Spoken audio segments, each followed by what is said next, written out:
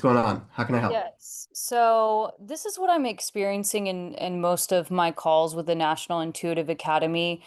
Okay. People are I for some reason I can't get over this objection. Like they're like, "Oh, I need my money to come in. Like I need to get a paycheck." Okay. And it'll take me 2 weeks, or we're waiting for this couple that was really interested. They're like, "Oh, we're waiting for this house to close so that we could pay upfront for all of this." Uh-huh. Um, I I can't close on the call most of the time unless they're Mm-hmm. like really buttered up. Like the lady that did close immediately, she watched a long form content of the Academy and Uh-huh. she was already bought in there. So I guess you could say she Cool. was a lay down.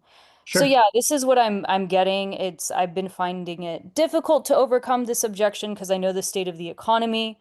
I Sure. understand people are suffering, but I think maybe my compassion is kicking me in the ass in terms of like me It closing happens. deals. It happens for sure. What is it specifically that you sell at the academy? What is it that you do? So, what the Academy offers is basically training for individuals who want to be their own spiritual entrepreneur, basically. So, we get them certified in Reiki and various other Mm. modalities. And then we also offer business training for them, like how to market themselves on social media, so on and so forth. Gotcha. Gotcha. How much of a focus is it on like the certifications of the spiritual side of things versus the business training in the offer? I would say the certifications are more central focused for the business and for the Okay. participants alike. Like when I look at their Discord, there's not a lot of chat on the business link. Oh, okay. Yeah. So, So it's more the spiritual certification side of things. yes. Yes. Gotcha. Gotcha. Um, okay. And the people that you're selling to, are they already like just getting into that sphere of things, or are they like breathwork professional that also wants to get these other certifications, or It's who a do you mixed typically talk to? it's a mixed bag. Like Okay. the couple that came, the gentleman was a Navajo Indian, grew up on a reservation, so he has a lot Hmm. of knowledge. Yeah. But him and his wife want to build a retreat. So when the owners, Yep. I looped them into that call because I thought they would find it interesting. What they Hmm. were also pitching this guy who has experience is like, oh, we have a network of other spiritual entrepreneurs. We also Yep. have nonprofits. So Yeah. it's a mixed bag. Sometimes there are people who already have experience. They may have a yoga teacher certification. They may be like the Navajo gentleman, Yep. or it's newbies Understood. who just feel Understood. totally lost. Yeah. So in general, I would say I've probably got enough context on this now.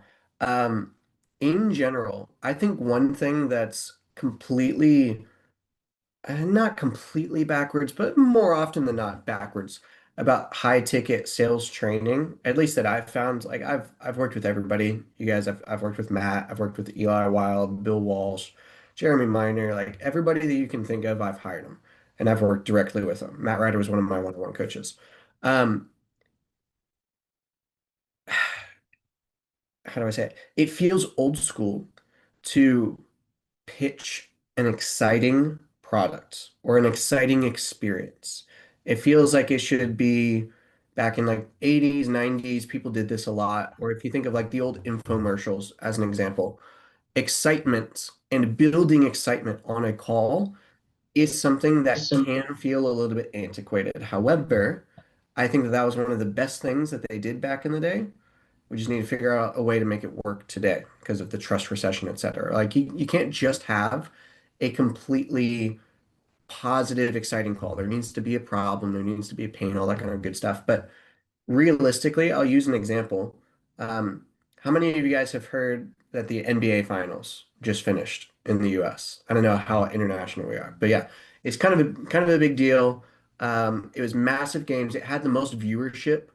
I think it was 30 what was it, 30 million concurrent viewers at one time on that last game, which is absolutely fucking insane. That's the most since like Michael Jordan in the however, I don't even know what year it would be, the 70s or something, 60s. So anyway, it's been a long ass time. But when people bought tickets to the NBA Finals games, there were really not any tickets that cost less than like 6 or 7 grand. Now, was there any real pain that caused people to go and buy that? And like to be fair, people who are in New York, if they live there, they're already used to paying a lot of money for like rent and basic necessities and stuff. So like they're a little more financially well off. However, a lot of people in New York are really struggling in terms of finances. They don't make more than their living expenses. There are a lot of famous people who can make it, of course, but it was sold out at 6, 7 grand a ticket. There's no problem. There's no pain. You could make an argument for like, oh, the pain of potentially missing out on an incredible once in a lifetime experience.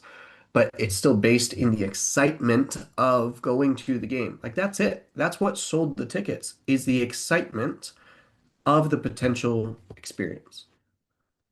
And so it's a great, just recent case study of the fact that you don't really need big problems or pains in order to sell stuff at all. Really, all you need is a bit of excitement. And I'll show you how to do that very briefly, then we'll move on to Miguel, your question. Um, Excitement, this is one of the things one of my very first sales mentors ever taught me. And he's the guy who sold, what are they called? It's been a while.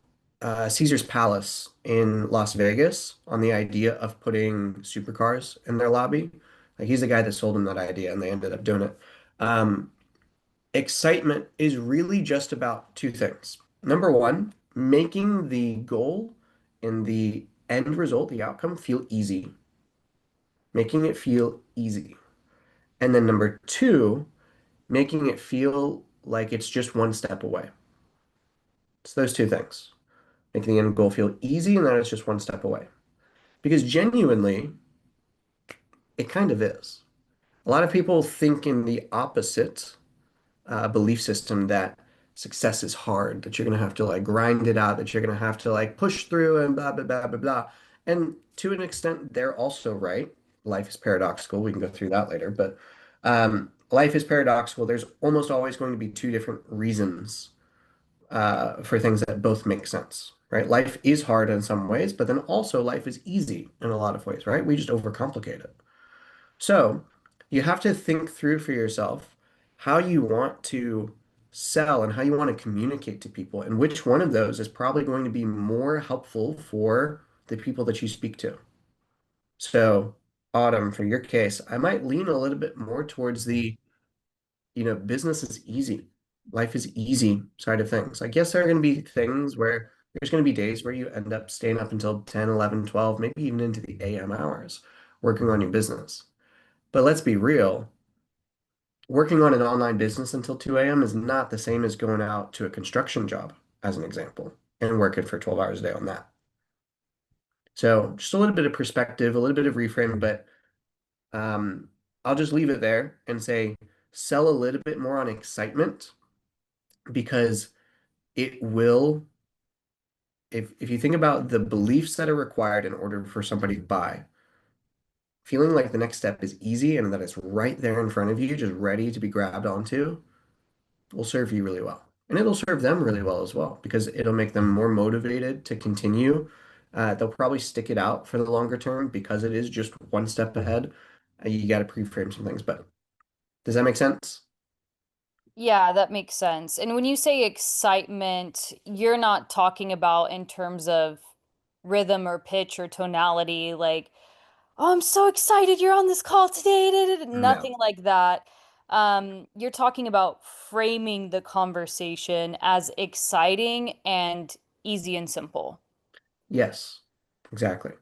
Once you find what their goal is and the pain as well. Yeah, yeah, Okay. 100%.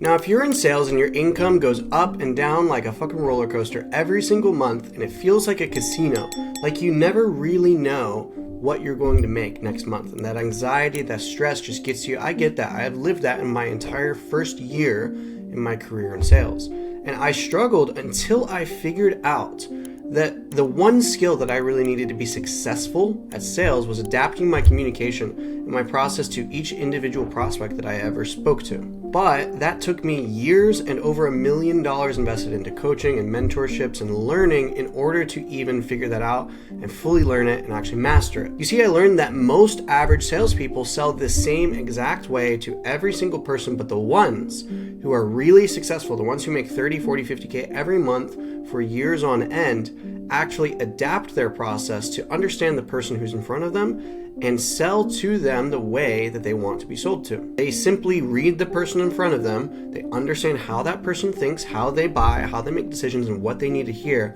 in order to do so. And they just simply adapt, and it works every single time. That is what we call adaptive selling, and that is a skill that turns every cold lead into a closed deal. And once I figured that out, I kid you not, my income skyrocketed. It doubled month over month for the next year straight. And that skill is why I created the Black Belt Closer. Here's what some of my students have done with this exact approach.